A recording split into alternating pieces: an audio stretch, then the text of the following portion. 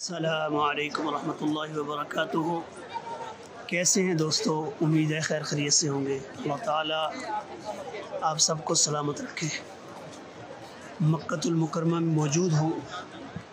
آج آپ کو ایک ایسی زیارت کرواؤں گا، ایک ایسی جگہ دکھاؤں گا کہ جو دنیا کے لیے ایک بہت ہی عبرت کی جگہ ہے۔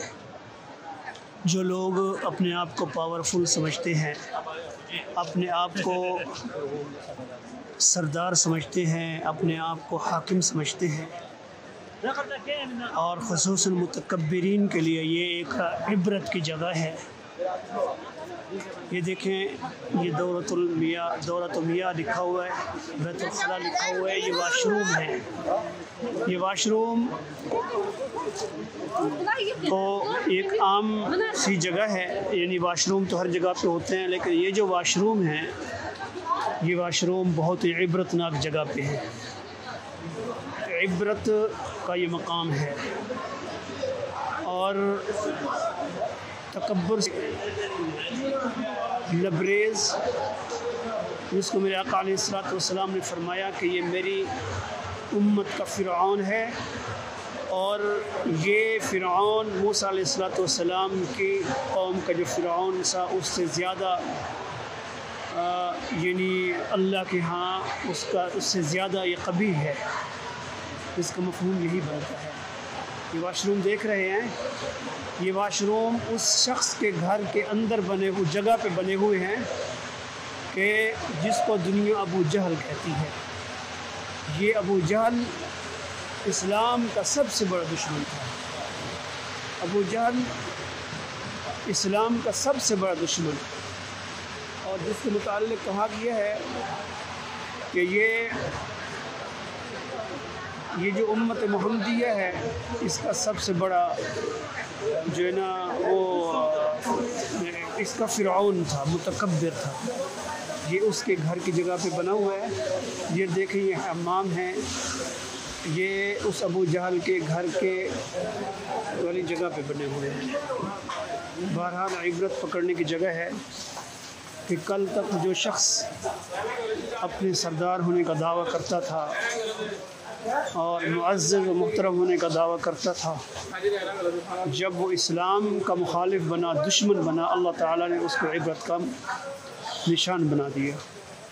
رسول اللہ صلی اللہ علیہ وسلم نے جب دعا فرمائی، اللہم اعز الاسلام بعمر بن الخطاب او عمرو بن الحشام، یعنی اسلام کی عزت کے لیے اللہ نے، نبی صلی اللہ علیہ وسلم نے اللہ تعالیٰ سے دعا فرمائی تھی کہ یا اللہ، اسلام کو عزت فرما، عطا فرما عمر بن الخطاب کے ذریعے سے یا عمرو بن حشام کے ذریعے سے۔ تو اللہ تعالیٰ نے عمر بن الخطاب رضی اللہ تعالیٰ عنہ کو اسلام کی دولت سے نوازا، وہ مسلمان ہو گئے اور اسلام کی عزت کا باعث بنے۔ سب سے پہلے بیت اللہ کے اندر جس شخصیت کی جد و جہد کی وجہ سے نماز پڑھی گئی، وہ عمر بن الخطاب رضی اللہ تعالیٰ عنہ، وہ اسلام کا عزت تھے، اسلام کی عزت کا مینار تھے۔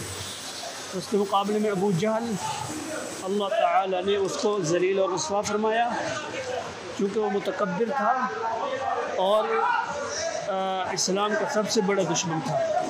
اللہ تعالیٰ نے حضرت عمر بن الخطاب رضی اللہ تعالیٰ عنہ کو عزت کا باعث بنا دیا اسلام کے لیے، اور ابو جہل کو اللہ تعالیٰ نے عبرت کا نشان بنا دیا۔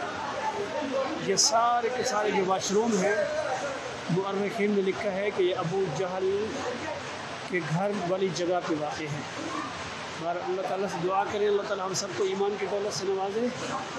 عزت اسلام کے اندر ہے، احترام اسلام کے اندر ہے۔ پیسے میں اور عہدے میں کسی قسم کی کوئی عزت اور احترام نہیں ہے۔ اگر احترام چاہیے، عزت چاہیے، تو اللہ تعالیٰ نے اسلام کے اندر لکھی ہے۔